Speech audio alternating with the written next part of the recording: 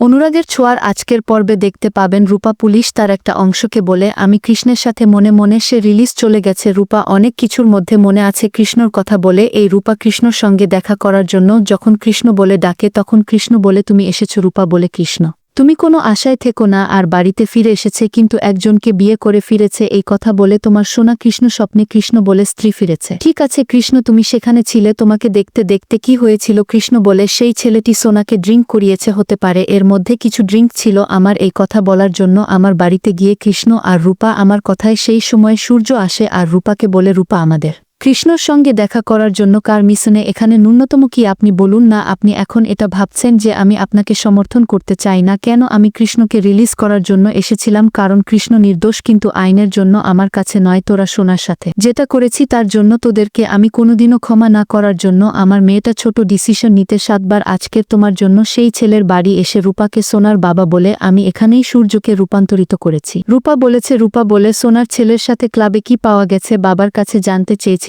আমি কৃষ্ণর থেকে জানতে চাইছি। রূপা বলে সোনার এই ছেলেটির দেখা দেখতে আর কৃষ্ণ তোকে আমাদের ঘরের আশেপাশেও খারাপ ছিল তাহলে খুব খারাপ হবে দীপ তোর জেঠুমণিকে নিয়ে আসবি এবং জয় লয়ারের সঙ্গে সামনের দিকে দীপকে দেখা যায় সে কালী মন্দিরে ছুটে আসে এবং কালিমাকে বলে মা কালী কি আমি আমার ছেলেকে পাশে দেখতে আমি এই দুষ্টটি নিয়ে যাচ্ছি মা তুমি আমাকে দিও শক্তি আমি আমার পরিবারকে 2 মেয়েকে পাশে দেখতে পারি। কৃষ্ণকে দেখতে দেখতে সূর্য তাকে বলে কৃষ্ণ দাঁড়াও আমি জানি তুমি রূপাকে খুব ভালোবাসো আর রুটিও তুমি কৃষ্ণকে খুব ভালোবাসো তাই না 2 প্লাল পরকে ভালোবাসতে পারো তুমি আমার কোনো আপত্তি কিন্তু আমি কৃষ্ণকে কোনোদিনও কষ্ট না খাওয়ার কারণ কৃষ্ণকে আমার সোনা মা আবারও রিয়েক্ট করবে আর মাকে কোনোদিন আমি দেব না। রূপা তুমি কৃষ্ণের সাথে কৃষ্ণকে পারো কিন্তু মনে রেখো এটা তোমাকে শেষ করতে হবে কৃষ্ণকে তুমি তোমার পরিবারের কোনোদিনও মুখ দেখতে যাও না আর যদি পরিবারকে চাও তাহলে কৃষ্ণর মুখ দেখতে নাও তুমি বলো চাও না প্রেম রূপা আমার পরিবারকে চাই রূপার অনুরোধের কথা বলে আমি কৃষ্ণের পরিবারের সকল পরিবারকে বলতে পারি এবং কৃষ্ণ গবলি হতে পারে এবং রূপা তাকে বলে কৃষ্ণ তুমি দাঁড়াও আমাকে প্লিজ ক্ষমা করে দাও আমার পরিবারের সদস্য অবস্থা আমি আপনার সাথে যেতে পারবো না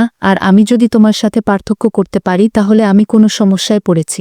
ছেড়ে যেতে পারি বলে এই রূপা কান্নায় ভেঙে পড়ে এবং কৃষ্ণ রূপাকে দুচোখ ভরে বিস্তৃত থেকে দেখতে যায় উল্টো দিকে দীপাকে দেখা যায় সে স্তূপে কাজ করতে আসে দীপকে নেটওয়ার্ক বলে মা এটা ভাবছিস তো এত কিছুর মধ্যে আমি এই কাজটা করতে পারবো না এই কাজটা করতে পারো না পেটটা এখন অন্ধকার দেখবি অন্ধকার কাটিয়ে সূর্য উদয় হবে তার মাকে ধরে ধরে কান্না করতে দীপা কি রূপ নিয়েছে বলে আমার শেষ দীপা হয়ে গেছে আর কান্না করে না ঠিক কৃষ্ণর সঙ্গে দেখা হয়েছে রূপা বলতে পারিনি কৃষ্ণর সঙ্গে দেখা করতে দীপার সমস্যাটা আসলে মাথার উপরে রাখাটা আমি পড়ে না আর মাকে বলে দিচ্ছ তো আর সোনার জীবনটা আমি সুন্দর সাজিয়ে দেখা হচ্ছে দ্বিতীয় অংশে নিয়ে আমার ভিডিওর নতুন